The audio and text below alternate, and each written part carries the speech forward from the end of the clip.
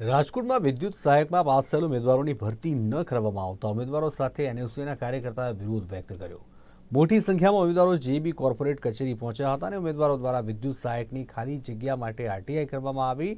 સરકારના ઉર્જા વિભાગે આરટીઆઈમાં જવાબ આપ્યો કે 400થી વધુ જગ્યાઓ ખાલી છે, ત્યારે આરટીઆઈમાં આપેલ જગ્યાની માહિતીમાં ભૂલ હોવાના અધિકારીઓ આક્ષેપ કરવામાં આવી રહ્યો છે। ત્યારે વિદ્યુત સહાયકની વહેલી તકે ભરતી કરવાની માંગણી કરવામાં આવી છે। વિદ્યુત સહાયકની જ્યાં સુધી ભરતી નહીં કરવામાં આવે ત્યાં સુધી ધરણા પ્રદર્શન યથાવત રહેશે તેવી ચીમકી ઉચ્ચારવામાં આવી છે।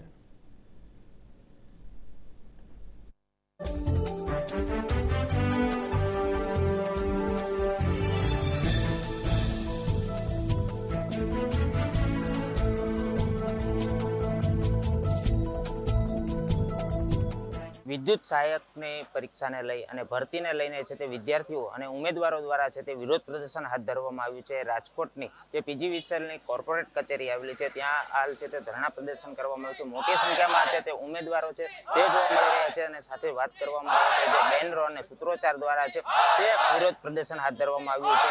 તે ઉમેદવારોની છે ભરતીને લઈને છે તે માંગ ઉઠી છે કે જે ભરતી કરવામાં નથી આવી તેને લઈને છે ભરતી કરવા માટે છે તે વિરોધ પ્રદર્શન હાથ ધરવામાં આવ્યું છે। મોટી સંખ્યામાં છે તે ઉમેદવારો જોવા મળી રહ્યા છે અને ગઈકાલથી છે તે વિરોધ પ્રદર્શન હાથ ધરવામાં આવ્યું હતું અને જે સૂત્રોચ્ચાર અને બેનરો સાથે છે તે હાલ વિરોધ પ્રદર્શન હાથ ધરવામાં આવ્યું છે। ત્યારે આપણી સાથે એનએસયુના પણ કાર્યકર્તાઓ છે તેમની સાથે સીધી વાત કરીશું। ખાસ કરીને જે હાલ વિરોધ પ્રદર્શન હાથ ધરવામાં છે, શું કહેશો? ગુજરાત સરકારના રાજ્યમાં વારંવાર વિદ્યાર્થીઓને પોતાના હક માટે રોડ ઉપર ઉતરવું પડે છે। એનો જીવતો દાખલો આજે આ પીજીવીસીએલના જે કેન્ડિડેટો છે કે જેને 2023માં ભરતી પ્રક્રિયા પૂર્ણ કરી અને 90 માર્ક છે, છતાં જે GSO4 મુજબ જે પીજીવીસીએલે ભરતી કરવાની હોય છે હજી આજ સુધી ભરતી કરી નથી અને આ લોકોનું વેઇટિંગ પીરિયડ છે પૂરો થવા ઉપર છે, ત્યારે આ વિદ્યાર્થીઓને આંદોલન કરવાની ફરજ પડી છે। આ વિદ્યાર્થીઓને બે જ માંગણી છે કે જે વેઇટિંગ પીરિયડ છે કાં તો એ લંબાવવામાં આવે અને કાં તો વેઇટિંગ પીરિયડ જ્યાં પૂરો ન થાય એ પહેલાં જ જે ભરતી ખાલી છે, જે આરટીઆઈમાં માહિતી મળેલી છે તેના ડિવિઝનમાં વિદ્યાર્થીઓને એ આરટીઆઈમાં માહિતી મુજબ જે 361 જગ્યા છે ખાલી 10 ડિવિઝનમાં, તો એવા 46 ડિવિઝન છે, તો આપણે સમજી શકીએ કે કેટલી ભરતી ખાલી હોય અને ક્લાસ 4માં જો 90 માર્ક હોય એ પણ થાંભલે ચડવાના, તો આ વિદ્યાર્થી ગરીબ અને મધ્યમ વર્ગના છે કે જેના મા બાપે પેટે પાટા બાંધી અને ભણાવ્યા, તૈયારી કરીને આ પાસ થયા છે, કોઈ સેટિંગ કરીને પાસ નથી થયા। તો આ સરકારને અમારી નમ્ર વિનંતી છે કે તાત્કાલિક જે GSO4 મુજબની ભરતી કરવાની હોય છે એ તાત્કાલિક કરવામાં આવે। જો આગળના દિવસોમાં નહીં કરવામાં તો આ આંદોલન અમારું ચાલુ જ રહેવાનું છે। વાત કરવામાં આવે આરટીઆઈની, તો આરટીઆઈ કરવામાં આવી હતી, માત્ર 8 ડિવિઝન દ્વારા તે જવાબ આપવામાં આવ્યો છે, અન્ય ડિવિઝનો છે તે જવાબ નથી આપ્યો, તે બાબતે શું કહેશો? જે આરટીઆઈ સરકારી જે યોજના છે એના મુજબ કોઈ પણ ઇન્ફોર્મેશન તમને આપવાની હોય છે, જ્યારે 8 ડિવિઝનમાં જે યોજના આપી છે, જે 8 ડિવિઝને જે માહિતી આપી છે એમાં ખાલી 361 જગ્યા ખાલી બતાવે છે કે જે આ ભરતીની પરીક્ષા લેવાની હતી, બરોબર છે। અને ગઈકાલે એના કટારા સાહેબ આવી અને વિદ્યાર્થીઓનો ગોળ જવાબ આપે છે કે એ આરટીઆઈમાં જે જવાબ આપ્યો છે એ અધિકારી ખોટા છે, એને ખોટો જવાબ આપ્યો છે। તો અમે એને કહેવા માંગીએ શું 10 તમારા ક્લાસ 1 અધિકારી ખોટા છે? ખોટા એ નથી, ખોટું તમારું તંત્ર છે, ખોટું તમારી સરકાર છે। ત્યારે આ વિદ્યાર્થીઓને ન્યાય મળવો જોઈએ એવી અમે સંપૂર્ણ માંગણી છે। ચોક્કસપણે વાત કરવામાં આવે તો વિદ્યાર્થીઓના ન્યાય માટે માગણી કરવામાં છે। આપણી સાથે અન્ય કાર્યકર્તાઓ છે તેમની સાથે વાત કરીશું। ખાસ કરીને માંગ શું હોય? અમારી માંગ એ જ છે કે અહીંયા અમે જેટલા અત્યારે ધરણા ઉપર બેઠા છીએ, અમારી બધાની માંગ પૂરી થાય, અમારી જેમ બને એમ અમને અહીંયા સ્વીકાર કરવામાં આવે, અમને ભરતી કરવામાં આવે, મોટી ભરતી કરવામાં આવે, બરોબર છે।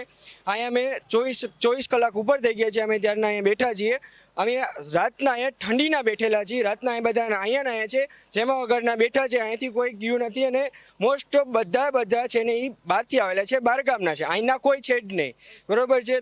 અને હા 300 કિલોમીટર દૂરથી આવેલા છે, ઘરનાને કાંઈ ખબર નથી ક્યાં છે શું છે, બરોબર, એ બધા અહીં મોકલેલા છે, શું કામ કે એનો છોકરો આગળ આવીને નોકરી આપે એને, બરોબર, નોકરી આ લોકો આપતા નથી, એની પાસે જગ્યા પડેલી છે છતાં નથી આપતા, એની પાસે નોકરી હોય, નોકરીની જગ્યા ખાલી પડેલી છે, ફિર બી એ નથી ભરતા, શું કામ?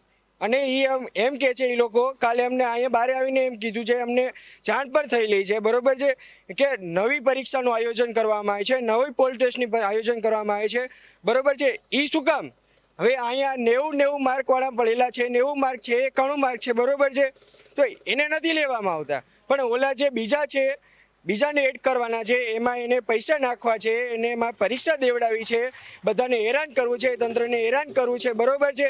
તે પછી એને બીજા 1000 વ્યક્તિ લેવા છે, પણ આમાંથી 90-91 માર્કવાળા છે એને નથી લેવા. તો આ બધા લોકો રહ્યા એને ઘરેથી 6 મહિના દૂર રહ્યા છે, બરોબર. ત્યાંથી એને ફી ભરીને એને ક્લાસીસ જોઈન કર્યા છે, ફી હોવા ના છતાં રૂમ રાખીને રહ્યા છે, ઘરથી દૂર રહ્યા છે. એને બધાએ મહેનત કરી, એનું શું એ અમને જવાબ કરવામાં આવે કે ઉમેદવારોમાં છે તે હાલ એક જ માંગ ઉઠી રહી છે કે વિદ્યુત સહાયની જે ભરતી છે તે વહેલી તકમાં કરવામાં આવે અને જે આરટીઆઈ કરવામાં આવી છે તે મુજબ જે જગ્યાઓ ફાળવવામાં આવી છે તે મુજબ ભરતી કરવા માટે હાલ માંગ ઉઠી છે. જ્યાં સુધી છે તે વિદ્યાર્થીઓને ન્યાય નહીં મળે ત્યાં સુધી ધરણા પ્રદર્શન યથાવત રહેશે. કેમેરામેન કેતન લખતરિયા સાથે વિપુલ પર, રાજકોટ.